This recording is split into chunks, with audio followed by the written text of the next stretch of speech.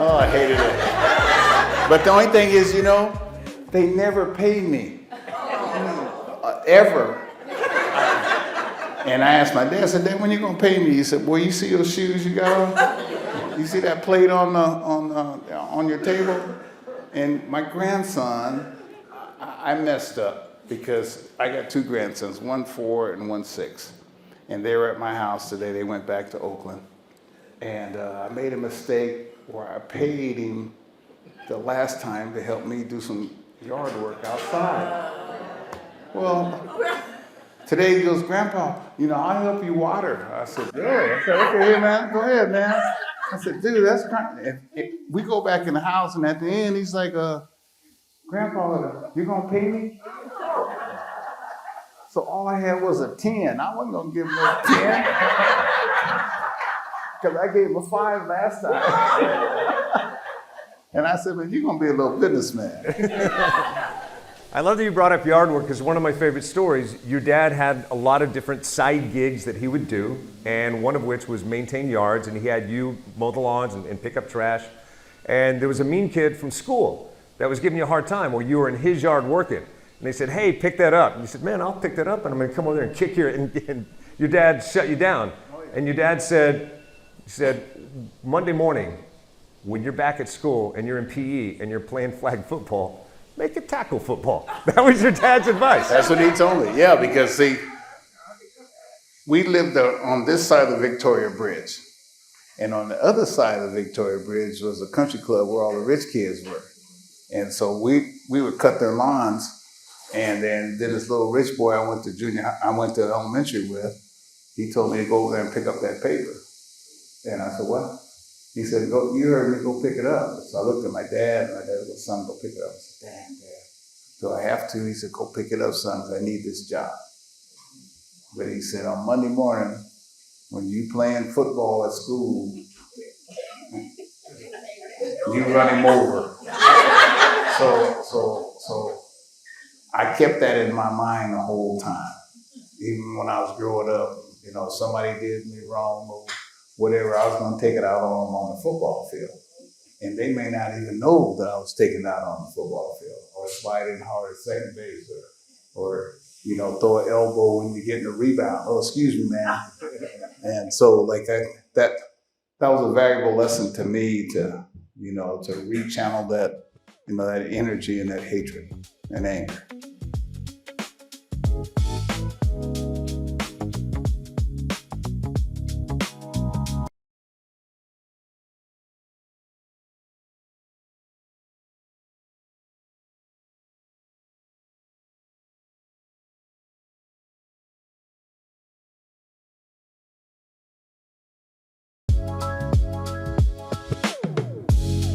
I've got some big questions I want to crack open, but Mary, someone let me know when there's 10 minutes left because I want to make sure I open up for questions from you and get big sports questions in. See, in Riverside, I used to go to speech impediment class. So if I stutter sometime, I had a stroke like 13 years ago, which I'm doing pretty good. And I went to speech impediment classes in the 6th grade. So every Friday, I had a buddy named Kenny. He's still my buddy. He's half white, half Indian, but he looked like a white Indian. So it's true.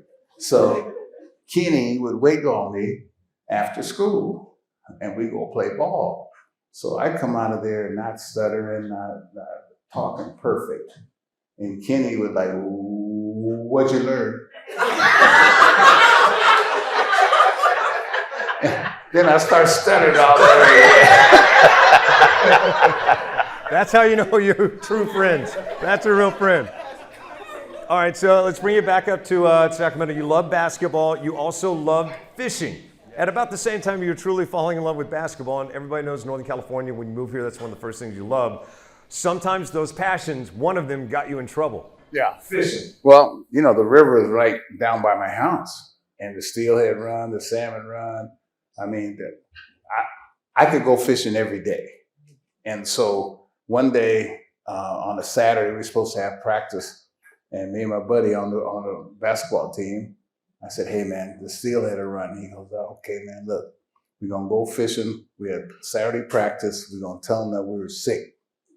So we don't go to practice. So Monday morning, I said, don't you tell anybody. He said, well, I won't. You don't tell anybody. So Monday morning, I get to practice. I get to school. Mr. McCullough, my coach, he says, hey man, how many fish did you catch? I said, well, how you know I went fishing? And so I said, man, the dude must have told on me. So I found out later that the track coach was down to the river getting sand for the broad jump pit, and he saw me in the middle of the river fishing. And he snitched on me. And so, see, back then, if anybody black in Carmichael was doing something wrong, everybody thought it was my family.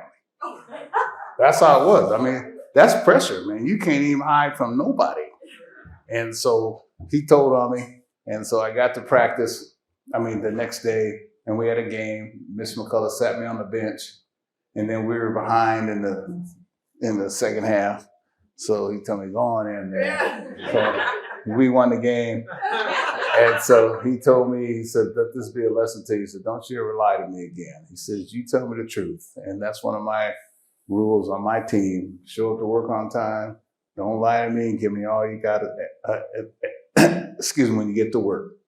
And so Miss McCullough told me that afternoon, he went down there fishing because he liked to fish too. You mentioned him a lot. You made a huge impression. So Miss McCullough, well, Miss McCullough helped me through my parents' divorce because, see, that pressure, I tell you, put pressure on our family. And, Miss McCullough also taught me that you have to recognize, personality differences in people. And if a person talks a lot and he's not talking, or if somebody else doesn't talk a lot and they're doing a lot of talking, maybe something's wrong. And they want to talk about it if you can bring it out and if you can let them know that, you won't tell anybody, what they're sad about. So Miss McCullough asked me, because I was missing free throws and layups, and he's like, what's wrong? I said, nothing, Miss McCullough. Because, see, back then, if your parents got divorced, you were embarrassed, And so Miss McCullough said, hey, you want to talk about it? I said, nah, ain't nothing happening. And then he says, you sure? And then some kind of way, he broke me down. And I start, spilling my guts to Miss McCullough. I felt a lot better. And he helped me through that, that divorce period. And so I do the same thing with my players. I try to notice, personality changes in them. And so I'll know if something's right or something's wrong, because we all need somebody to talk to. But it's hard to find the person to talk to that you really kind of trust is not going to put your business out there in the street. And so this is what I've tried to do in my career as a manager. Yeah. You were the player's manager, right? Well, you know something? Well, there's only one kind of manager. That is the player's manager. I've asked people, what is the opposite of that? Front office manager? And it's like, as a player's manager, I'm no good unless you play. Okay, no matter how smart I am or how much I know, I am no good if they don't play. And so that's why if I got a choice between, management and the players, I'm gonna take the player. Because I was a player and I tried not to forget what it was like to be a player. Because playing ball is hard. Those dudes out there, they just make it look easy. Because I bet you everybody in this room, like, how can he make that play? Or, man, how does that guy start? I can hit that guy. No, you can't. They just make it look easy. I brought that up. Jay Struberg, the real anchor for ABC 10, one of the best anchors I've ever met. That was his question. He said, you got to talk to him about being a player's manager. We got that in. Was that his question? That was one of them. We'll come back for another one. Right now, we've got a little less than 10 minutes on the clock, so please, if you got a question right now, raise your hand. I want to come to you. Yes, sir, I'm coming to you, but I also promised that I was coming to you. You're not off the hook. You got a question? Okay.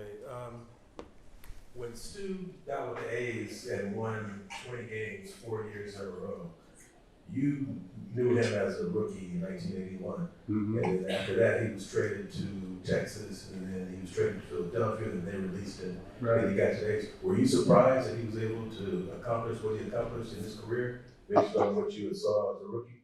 Not really. When Stu was a rookie, you know, my number is number 12. So Stu was a little rookie, and I already had 4 or 5 years in the big league. Stu asked me, man, what you doing with my number?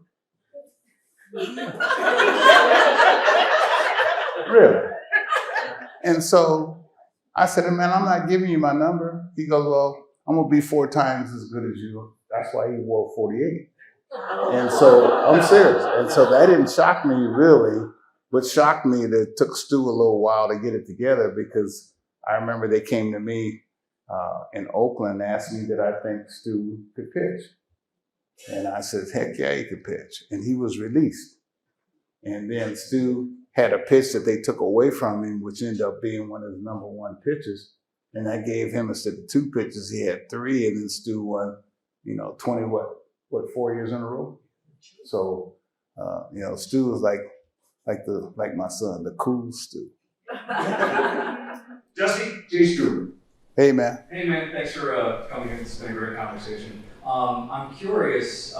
You've said before that Barry Bonds belongs in the Hall of Fame, and I want you to, for one, elaborate on that, and just your take on how to reflect on all of those power hitters, whether it's Bonds, Mark McGwire, Alex Rodriguez, given baseball steroids. Sammy Sosa. Sammy Sosa too. Yes. Yeah. How do we reflect on that era? What's your take on it? Well, that's a tough question, because, there are no saints in the Hall of Fame, and there was always something. Back in the day, they said Babe Ruth was drunk all the time. Really, he had 700 home runs drunk.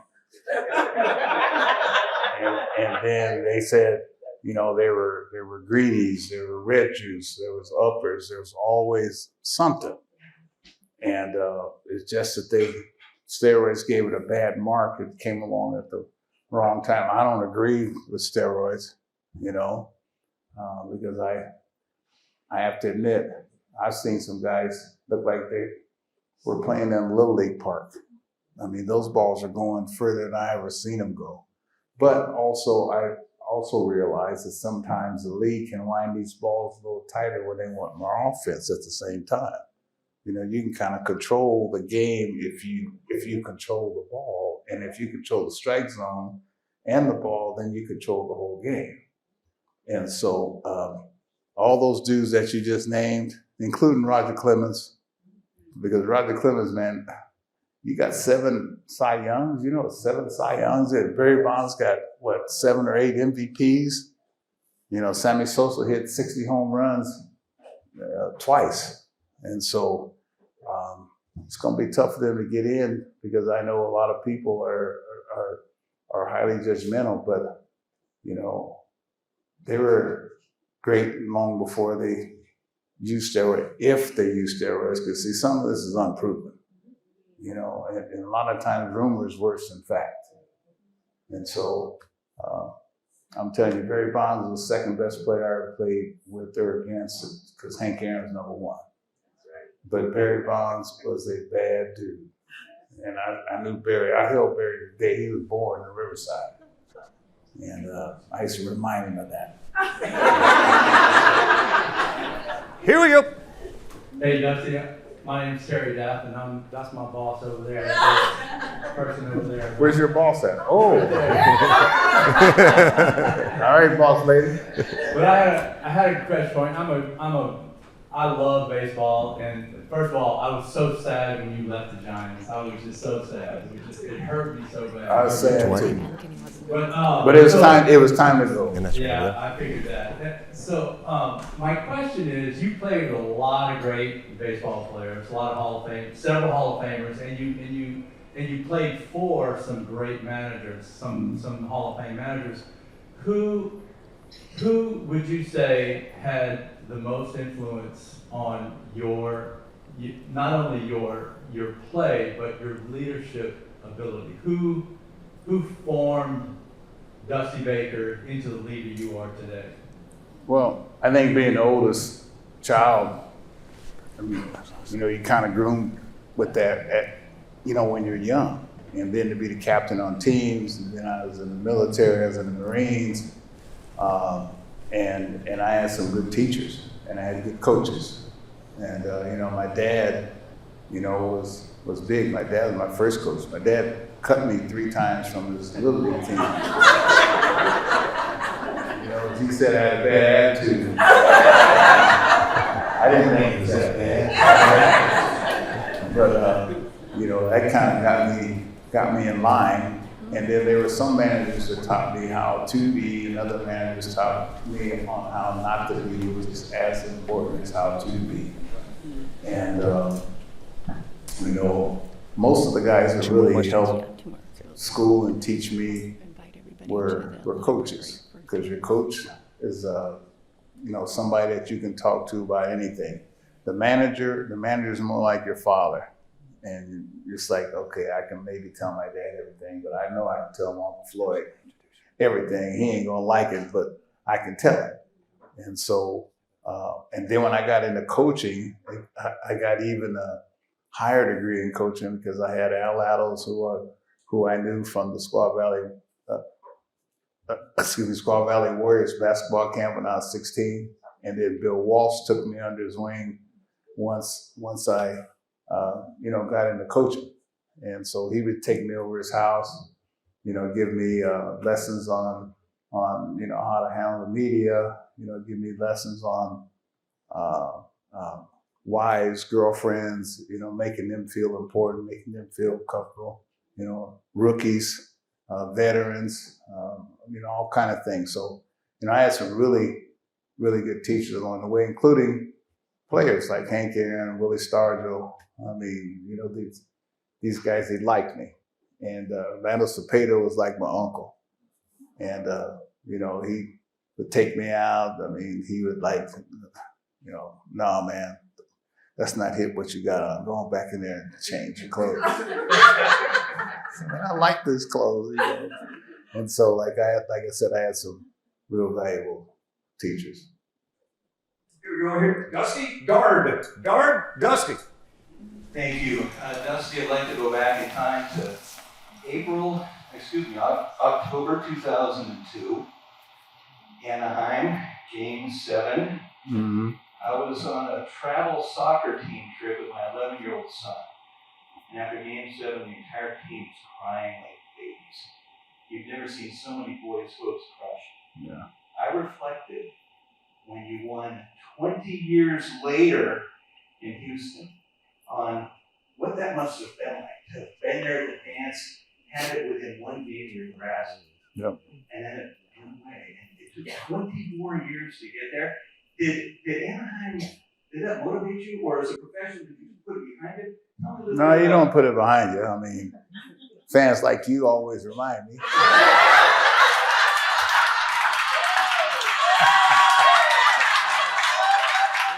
But, you know something, you know, that's something that you got to live with. And sometimes it's tough. I mean, you know, just like now, some of these games, they wake you up.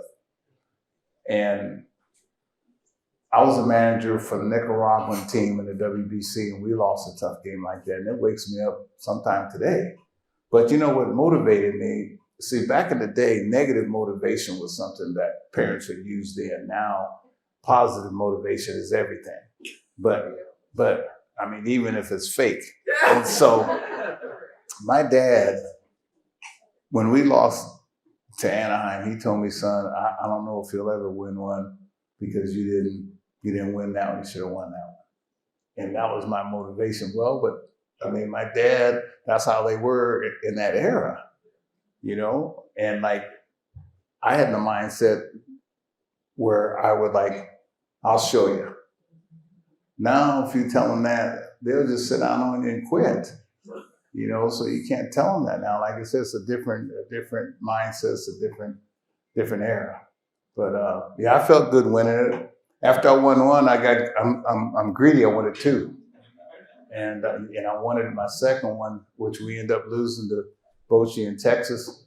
I wanted to be like Cito Gaston, who took care of me when I was with the Braves, and Cito, was the first black manager to win, and he won 2 back-to-back, so I wanted to match Cito. And I don't know if anybody gonna catch the Dodgers and Dave Roberts. Damn. There you go. Lightning round, quick questions, quick answers. Okay, over here, one more. Oh, you're Annette. Hey, before we get to Annette, 4 words. I got 4 words for you. In fact, we all do. And let's sing them. No. Happy birthday to you. Happy birthday. You get to wrap this up. Thank you so much. I'm killing you later. But anyway, yes, I'm Annette Smith. I am a leadership and organizational development consultant. Who was raised a Giants fan because my dad was wearing Giants orange for you. And my question is, from a leadership perspective, is there a decision that you made that was criticized at the time, but that over the course of your career you would still make that same decision, and why? Yeah. When I took Russ Ortiz out of the game, and I thought he had enough, because the game before that he had gone like 2 1/3 innings and they were starting to hit him hard. See, that's the hard part about being a manager. I'm judged on what you do. Now, as a player, I'm judged on what I do. And sometimes, as a manager, you can make the right move and it doesn't work out right, and you get blamed. And then you can make the wrong move and the players bail you out with a home run in the 9th, and then you're the smartest guy on earth. So, and then when I was in Cincinnati one time against the against the Giants in the playoffs, and Buster Posey had a grand slam off of us. And I started to take him out because I had another guy that didn't have real good stuff, but he had a knack of getting out of trouble. And I've told him later in life that I wish I'd have put him in the ball game. But, it's easy, after the fact. And, whatever decision that you make, you make it, and then you got to live with it. Thank you. There you go. You're welcome. And one more time. And many more. Big round of applause for Annette. Big round of applause for the Jacqueline. What a lovely host opportunity this was. Highlights tomorrow morning on ABC 10. This entire thing will be streaming on the ABC 10 Plus streaming app. Before we go, one last question for me. Your dad was the coolest person you know. You're one of the coolest people I've ever met. I've had an honor of hanging out with you a lot lately. And tonight, makes the cake. Thank you so much for your time. No, you're one welcome. last question for me. What's the most important from the inventor, the guy who started the high five? What's the most important, the most meaningful high five you've ever done? That one, with the first. For those who don't know. Well, they said it was the first one. It wasn't the first one. They just trying to give me credit for the first one. Now, see, Glenn Burke did it, my teammate. And all I did was, reciprocate to him. He had his hand up. I'd hit my 30th home run. And they tried to give it to me. But I gave it to Glenn. And I don't think they want to give it to Glenn, because Glenn at the time was the first gay player to admittedly say he was gay. And he was like my son and like my little brother. And so I tell the whole world that Glenn Burke did it. And then the next season, they had high-fiving with the Dodgers, and me and Steve Garvey, were high-fiving. But see, I love Garv. Good man, but square as hell. but he's square every day. I can live with that. But like me and Glenn, we were hitting like this, and they had me and Garv up there like this. No. They had us like this.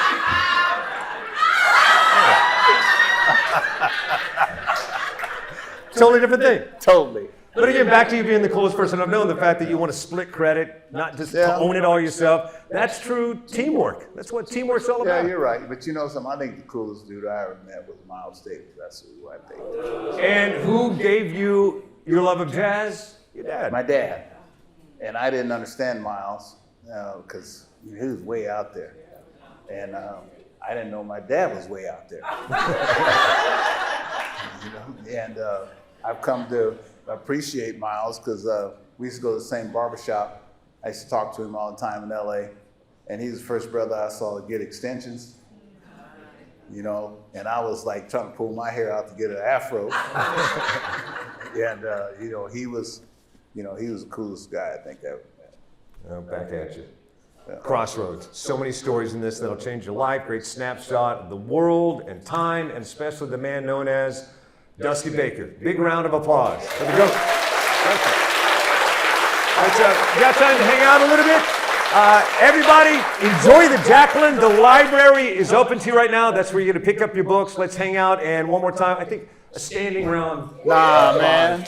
If nothing else, it gets us out. Okay, I'll get out. All right.